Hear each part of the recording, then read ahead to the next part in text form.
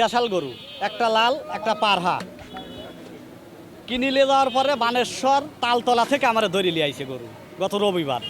নিয়ে আইসে রাত 12টা পর্যন্ত আমার এখানে বসা রাখে যে হ্যাঁ কাগজপাতি দেখিয়া বলে হ্যাঁ তোমার গরু তুমি ফিরে পাইবিয়া, তোমার দেশাল গরু তোমার গরুর সমস্যা নাই, ফিরে পাইবিয়া।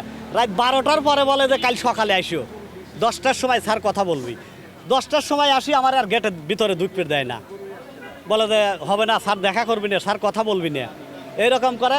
তাও বসে রইলাম, কয় তো এখন এইসব যা কাস্টমে যা, কাস্টমে যাই যে আমার গরু দেন কাস্টম কয় যে বিডিআরের সদর দপ্তরে যা, ওরা গরু লিয়ে আইছে ওখানে যা যোগাযোগ কর, এখানে তোরা আইসে ঘুরে তোরে লাভ নাই, এই জায়গা আলি কয় ওই জায়গা যা, এইরকম করে 3 দিন ঘুরাইতেছে। পত্রকেরা গরু খাওয়া দাওয়া লেটে বেঁচেছি, গ্রাম নিম্বার চেয়ারম্যানের সার্টিফিকেট নিয়েছি সিটি হাটে বেচবো বলে। আমি 8টা গরু নিয়েছি এই ত্যাগর থেকে, এসে ত্যাগরে এসে বিজেপি নিয়ে চলে এসে কোনো কথা শোনেনি, আমার ফোন নাম্বার ফোন টোন সব কাড়ে নিয়ে চলে এসছে। আমার 8টা গরুর দাম 15,50,000,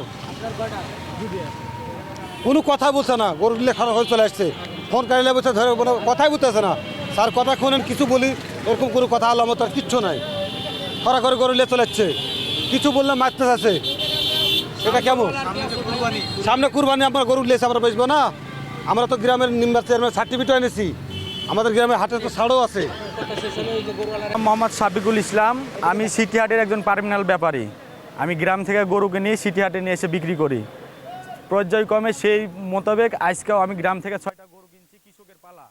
একজনের কাছ থেকে কিনছি 2টে, আরেকজনের কাছ থেকে কিনছি 2টে, আরেকজনের কাছ থেকে কিনছি 2টে, মোট 6টা গরু।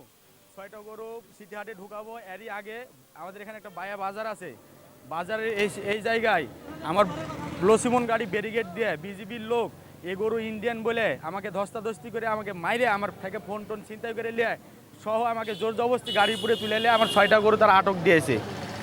এখন তারা বলতেছে এগুলো ইন্ডিয়ান গরু, তারা এগুলো চালান দিবে। কিন্তু বাংলাদেশ সরকার সেই 2012 সাল থেকে বাংলাদেশ ইন্ডিয়া বর্ডার বন্ধ, কোনো গরু চোলাচালানভাবে আসে না, মানে আপনার সরকারিভাবেও আসে না। 2012 সাল থেকে বর্ডার বন্ধ আছে। তাহলে আজকে 2025 সাল, এখানে 2025 সালে আসে বর্ডারি গরু আসলো থেকে আর ইন্ডিয়ান গরু আসলো থেকে।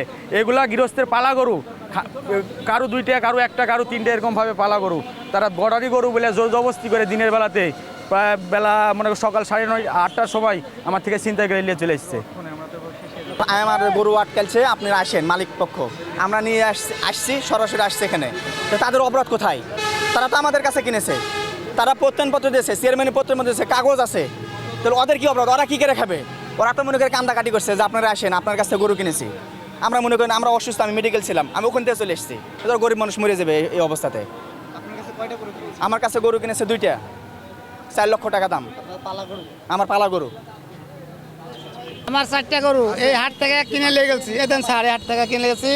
এখন যে আমরা খাওয়া দাওয়া মোটা করেছি করে এখন কুরবানি বাজার বেচবো।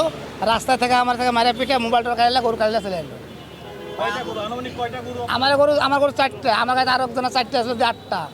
গরু? হ্যাঁ, আমাদের গাড়ি। এটা আজকে এটা